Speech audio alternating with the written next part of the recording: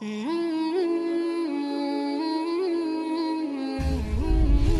Ilmi TV, meraih berkah berislam kafah.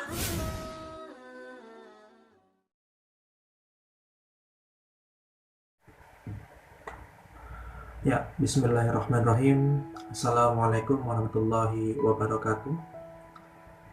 Alhamdulillah, alhamdulillahilladzi arsala rasulahu bil huda wa dinil haq liyudhhirahu 'ala dini kullihi wa kafa billahi syahida. Asyhadu an la ilaha illallah wahdahu la syarika lah wa asyhadu anna Muhammadan abduhu wa rasuluh la nabiyya wa la rasula ba'dah. Qala Rasulullah sallallahu alaihi wasallam, "Utlubul ilma walau fissin, fa inna talaba al ilmu faridot ala kulli muslimin." Pemirsa Baitul Ilmi TV yang dirahmati oleh Allah Subhanahu wa taala, alhamdulillah kita saat ini masih ada di bulan Ramadan ya, bulan penuh takwa, bulan penuh keutamaan, dan bulan penuh ampunan. Yang mana ini akan sangat terasa sia-sia kalau misalkan kita nggak memanfaatkannya ini dengan sebaik-baiknya untuk mengejar ridhonya, dan jangan sampai kita terseret melakukan apa-apa yang dilarangnya. Dan yang kedua, salawat serta salam semoga tetap kita panjatkan kepada Rasulullah SAW beserta para sahabatnya, tabi'in, tabi'in, serta para pengikut-pengikut beliau yang setia menjunjung syariat Islam. Dan semoga kita termasuk golongan penghuni surga dan ditolak oleh Rasulullah di yaumil mahsyar kelak ya. Amin amin ya rabbal alamin. Dan pemirsa Baitul Ilmi TV yang dirahmati oleh Allah dan teman-temanku yang semuanya masih muda insyaallah yang dengerin ini ya. Dan ngobrol kita tentang sekolah ini go back years banget ya. Saya jadi ingat dulu zaman sekolah kayak gimana, dari bangun subuh, antri mandi di antara kakak adik saya, terus kemudian sarapan, kadang juga masih ada kerjaan PR, berangkat ke sekolah naik sepeda dan sebagainya. Ini beneran terasa seperti privilege atau rutinitas yang terasa mewah gitu, apalagi sekolahnya. Karena pendidikan itu memang privilege ya. Dan jangankan buat saya, mungkin hal itu juga terasa sama mewahnya buat teman-teman juga gitu. Kenapa? Karena saat ini kita ada online class, face to face class, dan segala yang berbau tentang sekolah itu jadinya teman-teman merasakan seperti ada privilege gitu. Ya kayak gitulah, dasar angkatan corona. Ngomong corona ini kayak blip ya di film Avengers, tahu gak sih? Bedanya kalau di Avengers, Thanos itu ngeblip sambil pengen setengah populasi makhluk hidup itu di alam semesta musnah. Dan kalau di kehidupan nyata, yang ngeblip itu siapa nggak tahu, ya, siapanya kita tuh nggak tahu, itu pengen setengah populasi makhluk hidup di alam semesta buat sakit corona gitu. Ya kayak gitulah. No anyway, jadi ke sekolah atau enggak, sekolahnya online atau offline, teman-teman itu harus ingat bahwa teman-teman adalah pelajar, seorang pembelajar. Dan teman-teman itu semua muslim, dan kalau digabung teman-teman jadi pelajar muslim. Nah karena itu ada beberapa hal yang harus teman-teman ketahui dan lakukan sebagai pelajar muslim. Identitas teman-teman semua. Yang pertama, ketika belajar teman-teman harus lillahi ta'ala. Rasulullah SAW bersabda, "Thalabul ilmi faridatun ala kulli muslimin." Bahwa menuntut ilmu itu wajib buat tiap muslim. Karena wajib berarti harus dikerjakan, dan niatnya juga harus disiapkan. Dan niat yang terbaik adalah niat yang ditujukan untuk mengharapkan ridho Allah SWT. Atau dengan kata lain, ikhlas. Yeah, everybody knows how we should feel deep in our heart when we behave ya, ikhlas. Tapi kadang niat itu bukan ke arah sana. Bisa jadi kita niat untuk dilihat orang, dilihat teman, atau bahkan ya pengen dilihat doi yang kita harapkan tapi nggak pernah berharap balik ke kita. Udahlah, nggak usah ngelak. I've been in your age, dude. Secara psikologis wajar kok buat orang yang baru balik, masih muda buat cari jati dirinya. Termasuk cari apapun yang memotivasi kita buat ngamalin kebaikan. Dan yang paling baik ya mengharapkan ridho Allah gitu. Nah terus kemudian yang kedua adalah bersungguh-sungguh dalam belajar. Emang sih gregetnya buat belajar itu sungguh-sungguh itu kurang gitu loh. Effort buat ke sekolahnya kan nggak ada. Kesempatan buat menghormati guru jadi kurang juga karena nggak ketemu langsung. Dan lain hal sebagainya. Tapi bukan berarti kesungguhan kita tergadai karena hal-hal yang teknis tadi kan gitu. Nah ngomongin tentang kesungguhan belajar, meskipun ada kendala teknis, ada kisah keteladanan dari Imam Syafi'i yang ini lumayan terkenal ya, bahwa Imam Syafi'i ini kan merupakan muridnya Imam Malik ya, dan dulu di Ma'had Imam Malik beliau itu nggak punya buku catatan gitu.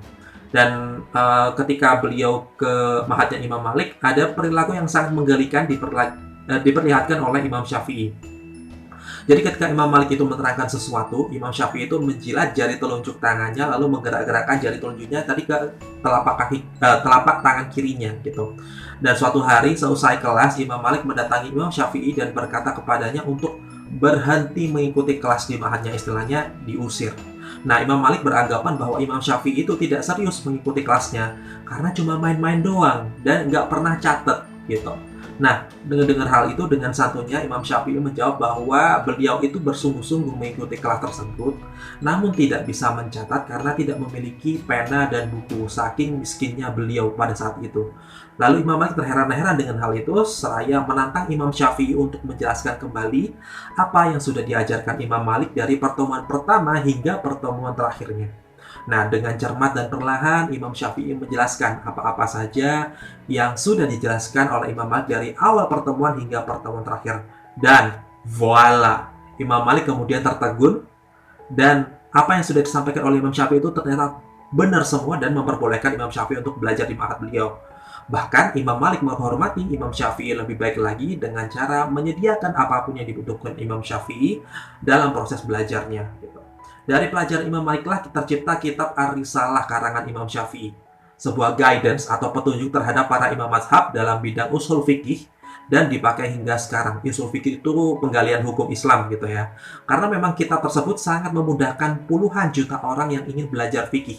Dan ini jadi amal jariah yang gak pernah putus buat Imam Syafi'i. Ngeri gak tuh?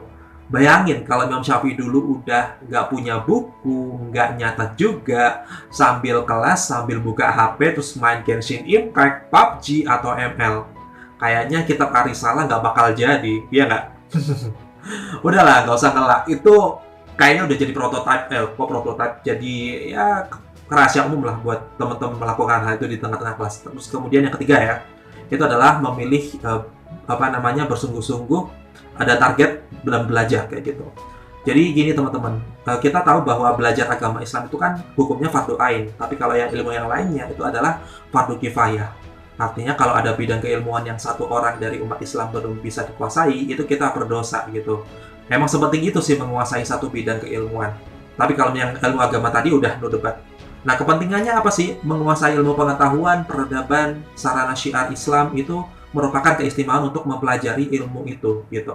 Jadinya itu nanti bisa mensyiarkan Islam di mata dunia dan Islam bisa berkontribusi untuk bermanfaat untuk dunia. Karena Islam sendiri itu kan agama yang rahmatan lil alamin gitu. Jadi umatnya harus bisa berkontribusi terhadap kebermanfaatan seluruh alam, baik itu muslim maupun non-muslim, baik manusia maupun hewan dan tumbuhan, baik diri kita sendiri maupun lingkungan dan alam semesta kayak gitu.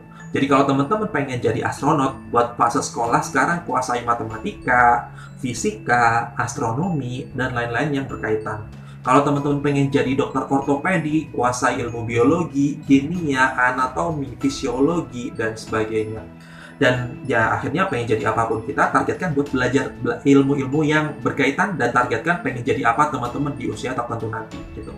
Nah, mungkin kalau misalkan kita punya kekuatan blitz setelah ngumpulin 6 Infinity Stones, kita bisa ngewujudin impian itu dan dapat impian itu secara langsung dengan cara jentikin jari aja gitu. Ya, voila, impian itu terwujud di depan kita. Cuman kan, ya, it's just a fiction gitu. Itu cuma fiksi. Ya, akhirnya kita tetap harus bekerja keras. Dan yang keempat adalah menghormati guru. Nah, ini juga penting teman-teman. Berkah atau enggaknya ilmu kita ditentukan salah satunya dari sikap kita ke guru kita. Maka dari itu kita bisa pahami bahwa memuliakan guru adalah wajib. Lalu apa saja bentuk adab menghormati guru? Nah, ini pernah dijelaskan oleh seorang cendekiawan muslim, Imam Al-Ghazali. Tapi ini bukan Al-Ghazali, Al-Aktor yang kakaknya El sama dulu itu ya, bukan. Itu jauh-jauh. Beberapanya seperti ini, seperti memberi salam kepada guru, tidak berbicara saat guru sedang menjelaskan, tidak mengganggu guru saat lelah, bahkan untuk bertanya mengenai ilmu pengetahuan yang berkaitan dengan guru itu pun juga sebaiknya tidak gitu. Jadi menunggu beliau itu sudah lenggang baru kita tanya gitu. Tuh, termasuk nggak nge-game waktu kelas. Ya, kena lagi. Jadi itu ya 4 hal yang harus diperhatikan dalam menuntut ilmu sebagai pelajar muslim.